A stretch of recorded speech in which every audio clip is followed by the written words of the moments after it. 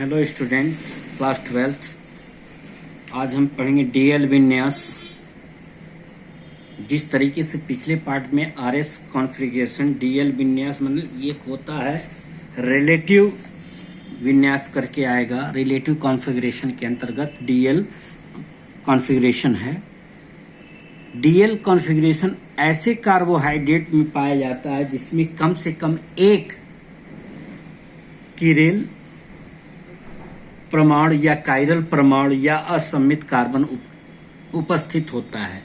इसको दो प्रकार समायोजित दर्शाता है, माने ये दो प्रकार की समायोजितता दर्शाता है। ठीक, वामावर्त दक्षिणावर्त के आधार पर रोजेनहाफ ने कार्बोहाइड्रेट के अणुओं में से विभिन्न समूहों के असम्मित अथवा कार्बन परमाणुओं पर आपेक्षिक विन्यास को व्यक्त करने के लिए ग्लिसरॉल्डिहाइड पहला चुनाव किया। आधार पर अणु माना इसके दो सापेक्ष विन्यास पाते हैं, एक डीएल एक आरएल विन्यास। डीएल और आरएल विन्यास दिया गया है जब OH समूह CH से दूर तथा अंतिम कार्बन परमाणु से दाएं पक्ष में अर्थात क्लॉकवाइज डायरेक्शन दिशा में प्रदर्शित होता है, उसे डीएल विन्यास यानी कहते हैं। डीएल का मतलब डेस्ट्रोज। डेस्ट्रोज का अर्थ होता है, डेस्ट्रो रोटेशन का अर्थ होता है दक्षिणावर्त ध्रुव आघूर्ण होता है। ठीक, अभी हम बताते हैं कि जब OH समूह CH से दूर तथा अंतिम कार्बन से पहले कार्बन पर बायां पक्ष की ओर प्रदर्शित करता है, यानी लेफ्ट साइड में प्रदर्शित करता है, तो वो प्रदर्शित करता हो तो नाम से पहले यल लगाते हैं। अर्थात यल का मतलब है लियो रोटेशन, अर्थात वामावर्त घूर्ण ध्रुवण घूर्णन। ये पोलराइज हो जाता है, वामावर्त में पोलराइज हो जाता है जब तब। तो इसके स्ट्रक्चर में हम पहला कि देखिए डीएल विन्यास को आप लिख लीजिएगा फ्रैंकली तौर पे। ऐसे कार्बोहाइड्रेट जिनमें कम से कम एक असम्मित अथवा कीरेल कार्बन परमाणु होता है, असम्मित अथवा कीरेल कार्बन परमाणु होता है तथा इसके दो प्रकाश समावी होते हैं, ठीक, उन्हीं में डीएल विन्यास पाया जाता है। रोजेनहाफ ने कार्बोहाइड्रेट के अणुओं में विभिन्न समूहों के असम्मित अथवा कार्बन परमाणुओं पर आपेक्षिक विन्यास को व्यक्त करने के लिए ग्लिसरॉल्डिहाइड को आधार अणु माना, यानी सबसे पहले ग्लिसरॉल्डिहाइड को लिया गया, आधार अणु माना गया। ठीक, तथा इसके दो सापेक्ष विन्यास डी तथा यल प्राप्त होता है। तो इसमें दो नियम है, आपको हमने पहले ही बता दिए। नियम जो लिख लीजिएगा पहला, जैसे ये जब OH समूह क्या है CH से दूर अंतिम कार्बन से पहले दायां पक्ष प्रदर्शित करता है और एक में बायां पक्ष प्रदर्शित करता है OH समूह, तो लेफ्ट होता है, ये वामा ध्रुवण आघूर्ण कहलाता है। जैसे अभी आप सिंपल सी तरीके पर उदाहरण देखिए, पहला डी ग्लिसरॉल्डिहाइड एल ग्लिसरॉल्डिहाइड। जब हम ये क्रियात्मक समूह COH 1 2 3, अब इधर OH समूह जब बायां है, पहला वाला जो नियम है, जब OH समूह बायां यानी क्लॉकवाइज डायरेक्शन शो कर रहा है, तब हम पहले नाम के पहले डी ग्लिसरॉल्डिहाइड लिखते हैं।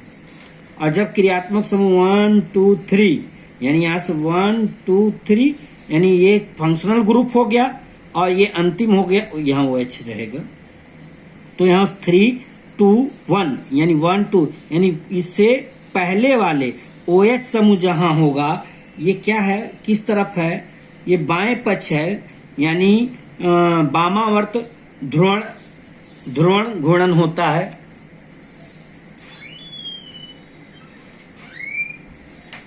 तो ग्लिसरॉल्डिहाइड होता है। ठीक, इसी फॉर्म में एक होता है alpha amino acid. Alpha amino acid देखिए, अल्फा एमिनो एसिड यानी जब क्रियात्मक समूह के जस्ट बाद वाले कार्बन को, कोई भी IUPAC नाम लिखते समय एसिड ग्रुप में जब क्रियात्मक समूह के पहले वाले कार्बन, क्रियात्मक समूह को छोड़ के पहला कार्बन, उसके बाद वाले कार्बन को अल्फा कार्बन कहते हैं। इस पे क्या है, अल्फा कार्बन। अल्फा कार्बन पर अगर कोई जुड़ता है, एमीन समूह जुड़ा है, इसलिए इसे अल्फा एमीन कहते हैं। अल्फा एमीन एसिड कहा जाता है इसको। ठीक, पहले तो ये समझिए कि इसमें CH3 CnH2R CH कोई भी जब क्रियात्मक समूह के बाद वाले कार्बन, यानी क्रियात्मक समूह के कार्बन को छोड़ करके दूसरे कार्बन समूह पर उपस्थित होता है, उसे अल्फा कार्बन कहते हैं। और अल्फा कार्बन पे कोई एमीन ग्रुप होता है तो उसे अल्फा एमीन कहते हैं। ठीक, अल्फा एमीन एसिड कहते हैं, अल्फा एमीन एसिड कहा जाता है। लेकिन अब यह एमीन ग्रुप दायां पक्ष दर्शा रहा है, यानी डेस्ट्रोज रोटेशन हो रहा है, क्लॉकवाइज हो रहा है, इसलिए इसको हम डी लगाते हैं नाम से पहले, डी अल्फा एमिनो एसिड। और जब क्रियात्मक समूह से 1 2 दूसरे पे कार्बन पर बायां पक्ष को शो होगा, यानी लेवो रोटेशन होगा, वामावर्त घूर्णन दर्शाता है। देखिए ये दायां था और ये बाएं ओर है, इसे हम यल अल्फा एमीन से प्रदर्शित करते हैं। ठीक, अब इसी क्रम में ग्लूकोज लेते हैं, ग्लूकोज ले लेते हैं। अब जैसे ये ग्लूकोज का सूत्र होता है, अब यहाँ पे देखिए, यहाँ पे ऑलरेडी आप फंक्शन क्रियात्मक समूह एल्डिहाइड है, ये 1 2, अब यहाँ देखिए 1 2 3 4 5 6, यहाँ पे आपका कार्बन है, यहाँ पे कार्बन है, यहाँ पे कार्बन है, यहाँ पे। तब कहा जाता है जब क्रियात्मक फंक्शनल ग्रुप से लेते हैं तो अंतिम कार्बन के पहले वाले कार्बन, यहाँ पे अंतिम वाले कार्बन के पहले वाले कार्बन पर OH दाएं तरफ जुड़ा होता है, तब डेस्ट्रोज ग्लूकोज होता है। और जब अंतिम कार्बन पर OH बाएं तरफ जुड़ा होता है तो यल ग्लूकोज कहलाता है। समझ में आया? जैसे कार्बन के लिए 1, इसकी संरचना ग्लूकोज की, जैसे ग्लूकोज आप बनाते हैं C6H12O6, इसकी संरचना है ग्लूकोज की। तो हम 2 फॉर्म रखते हैं, तो इसकी संरचना में 6 कार्बन है, पहले CHO कर दें, एल्डिहाइड ग्रुप होता है ग्लूकोज, तो 1 कार्बन C 2 3 4 3 2 5 1 से, इस पे हम CH2 जोड़ लिए, तो इस पे हम पहले कार्बन पे एक OH कर देंगे, एक H, फिर एक OH हो जाएगा, फिर एक H, फिर यहाँ H हो जाए, एक OH हो जाएगा, तब फिर यहाँ पे OH हो जाएगा, फिर एक H वैलेंस हो जाएगा। और यही संरचना में जब हम CHO COH H C H OH COH H C H OH और CH2 होगा, तो देखिए यह बाएं तरफ है, तो इसको हम,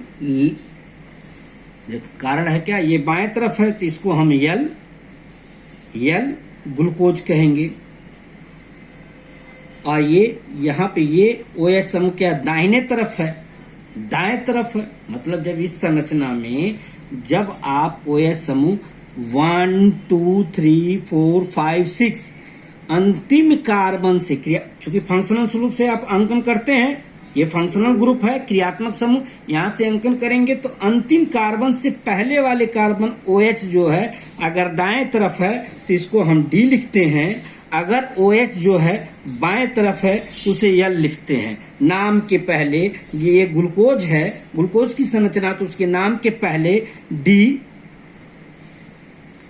ग्लूकोज लिखेंगे, उसके नाम के बाद यल ग्लूकोज लिखते हैं। ठीक, अब हमने बता दें अल्फा एमिनो की बात कहे थे, तो जैसे कोई भी संरचना CH3 CH2 CHOH CH2 CH3 CH2 COH, अब इसको कार्बन को छोड़ करके इस पर जो होता है इसे अल्फा कहते हैं, ये बीटा होता है, इस कार्बन को गामा माना जाता है, यानी अल्फा बीटा गामा। इस पर कोई चीज उपस्थित होगा वो अल्फा से जाता है। मान लीजिए एक हाइड्रोजन हटा करके यहाँ NH एमीन ग्रुप जोड़ दें तो अल्फा एमीन हो जाता है साधारण नाम में।